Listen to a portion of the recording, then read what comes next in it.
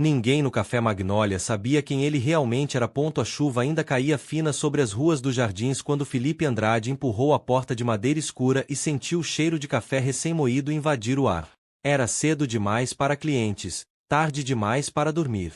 Mas ele não estava ali por acaso. Felipe vestia uma jaqueta simples, barba por fazer, óculos de armação fina. Nenhum traço lembrava o empresário milionário que, dias antes, assinará o contrato de compra daquele mesmo lugar. Viera sozinho, sem motorista, sem gravata, apenas com o desejo de ver a alma do negócio antes que o mundo soubesse que agora ele era o novo dono. O som da campainha da porta ecoou como um segredo. Do balcão, uma voz feminina se ergueu. Bom dia. Seja bem-vindo ao Café Magnólia. Bianca Cardoso. Era o que dizia o crachá preso ao avental vinho. Tinha os cabelos presos num coque apressado e olhos de quem carrega o peso do mundo sem reclamar. O sorriso era educado, mas havia algo escondido ali, uma tristeza contida, talvez um sonho adiado. Felipe pediu apenas um café puro. Ela notou. Perguntou se queria algo para acompanhar. Ele recusou. Enquanto esperava, observou o ambiente. Mesas antigas, paredes terracota, xícaras de porcelana com lascas discretas nas bordas. O café parecia bonito por fora, mas cansado por dentro. Como alguém tentando fingir que ainda acredita em si mesmo. Bianca voltou com a xícara fumegante e, ao colocá-la na mesa, murmurou algo quase inaudível. Felipe ergueu os olhos. Disse alguma coisa, ela congelou. Não, senhor, me desculpe. Mas ele tinha certeza do que ouvirá. 3 simples palavras. Mais um dia no inferno. A frase ficou ecoando na mente dele. Ela tentou se afastar, mas Felipe insistiu, curioso. Está tudo bem. Bianca hesitou, olhou para o balcão. Um homem de meia-idade lançava olhares impacientes na direção dela. Está, sim. Aproveite seu café. Mas Felipe não acreditou. A inquietação dele era real, e aquela frase mudaria tudo. Nos minutos seguintes, o milionário disfarçado ficou apenas observando. Viu como Bianca e os outros funcionários se moviam como peças de um relógio quebrado, sempre apressados, sempre tensos. O gerente, Marcos, falava com dureza, corrigia com desdém, gesticulava como se o mundo inteiro fosse incompetente. Felipe entendeu o problema. Não era o café, era o que acontecia atrás do balcão. Ele ficou ali por quase uma hora, pedindo outro café apenas para continuar vendo. Cada gesto de Bianca, cada olhar silencioso entre os funcionários, revelava um ambiente que sufocava quem tentava sonhar. Quando saiu, o sol já iluminava a fachada dourada do Magnólia, mas, por dentro, algo nele havia mudado. Do lado de fora, pegou o celular e ligou para o assistente. Carlos, marque uma reunião com os gerentes para amanhã. Fez uma pausa. E descubra tudo o que puder sobre uma funcionária chamada Bianca Cardoso. Na manhã seguinte, em seu apartamento moderno com vista para São Paulo, Felipe folheava o relatório. Formada em gastronomia, 28 anos, natural de Ribeirão Preto. Tinha trabalhado em um restaurante premiado, até o local fechar. Veio para São Paulo em busca de oportunidades. Nada naquelas linhas explicava o brilho discreto no olhar dela. Horas depois, ele já estava novamente no Magnólia, agora de terno, assumindo a identidade de representante da nova administração. Sentou-se diante dos gerentes e ouviu justificativas mornas sobre os números em queda, as reclamações trabalhistas e a rotatividade alta. Interessante, disse Felipe, cruzando as mãos. Vocês culpam funcionários, mas os dados mostram outra coisa. Marcos o encarou com arrogância. As pessoas hoje não querem trabalhar, só reclamar. Felipe apenas anotou em silêncio, escondendo a raiva. Ao sair da reunião, sabia que precisava agir rápido. Disfarçado novamente de cliente, voltou ao salão. Bianca o reconheceu e, por um breve instante, sorriu. O senhor voltou. Voltei, respondeu ele. O café é bom, mas o ambiente poderia ser melhor. Ela tentou disfarçar a surpresa e anotou o pedido. Dessa vez, ele quis mais. O que você me recomendaria? Bianca pensou por um segundo e disse baixinho: o bolo de laranja com calda de canela. Eu mesma preparo a calda, quando o gerente não está olhando. Felipe provou e ficou em silêncio. O sabor era caseiro, cheio de alma. Está delicioso. Bianca corou. Obrigada, você estudou gastronomia, não foi? Perguntou ele, casualmente. Os olhos dela se arregalaram. Como sabe? Um palpite. Seu jeito de falar com a comida denuncia isso.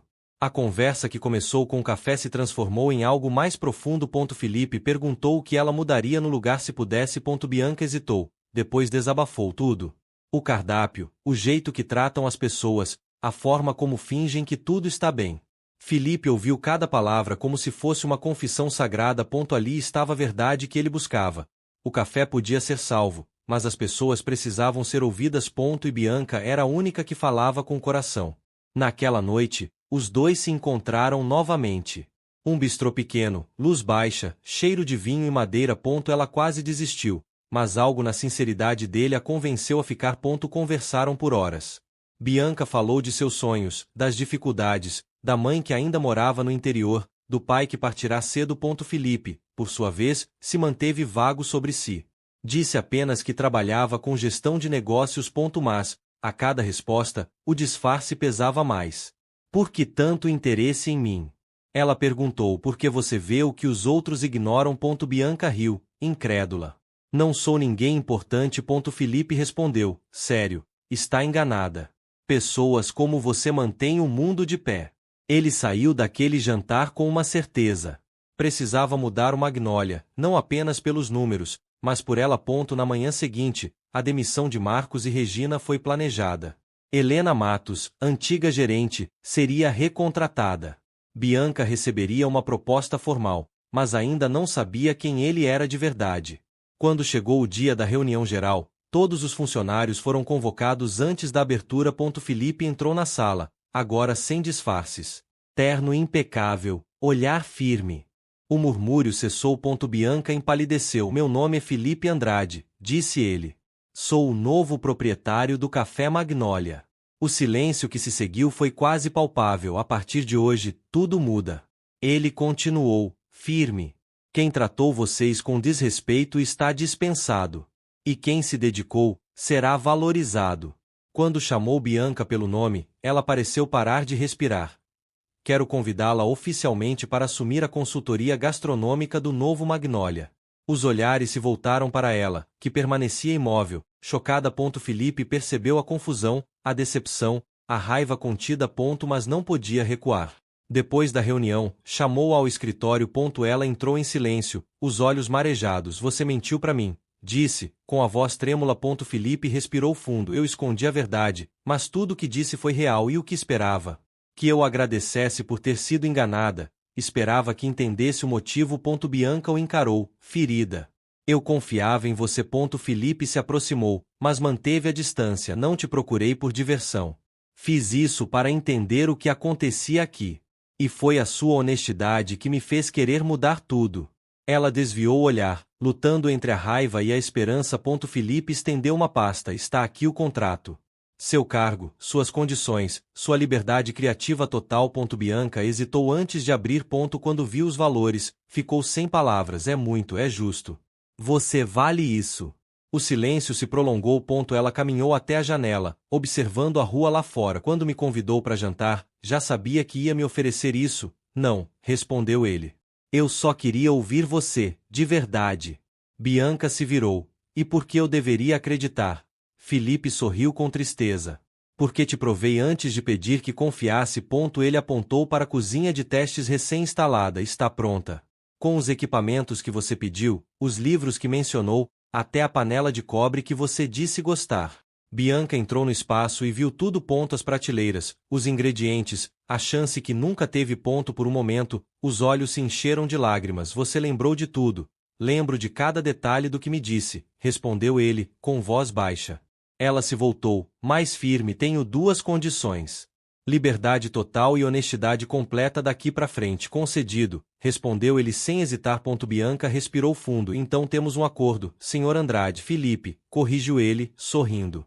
3 semanas depois, o Café Magnolia renasceu. As paredes ganharam cor. O aroma de pão fresco voltou a preencher o ar. Bianca comandava a cozinha com a confiança de quem encontrou seu lugar no mundo. Helena coordenava a equipe com justiça. E Felipe observava de longe, orgulhoso, enquanto o público lotava o salão para a reabertura. Antes da cerimônia, ele a chamou ao escritório. Bianca entrou, ainda com o avental. Felipe lhe entregou uma pequena caixa. Dentro, um broche de prata em forma de magnólia. para a chefe que fez renascer o coração deste lugar. Bianca sorriu, emocionada. Obrigada. Ele ajeitou o broche em sua lapela. Seus dedos se tocaram por um instante, e o ar pareceu suspenso. Felipe quebrou o silêncio. Depois da inauguração, jante comigo. Não como dono e funcionária. Apenas Felipe e Bianca. Ela o fitou, um sorriso tímido surgindo. Acho que já é hora de deixarmos os disfarces de lado. Felipe respirou fundo. Então é um sim, é um começo. Quando saíram juntos, a música suave do salão os envolveu. As luzes refletiam nas paredes novas, e o aroma do bolo de laranja tomava conta do ar. O Magnólia ressurgia, não como uma cafeteria, mas como símbolo de recomeços. E, entre o som das conversas e o tilintar das xícaras, Felipe percebeu que às vezes as maiores verdades nascem das menores mentiras. Se esta história te tocou, deixa o like e compartilha. Quem sabe o próximo coração a se transformar não seja o seu?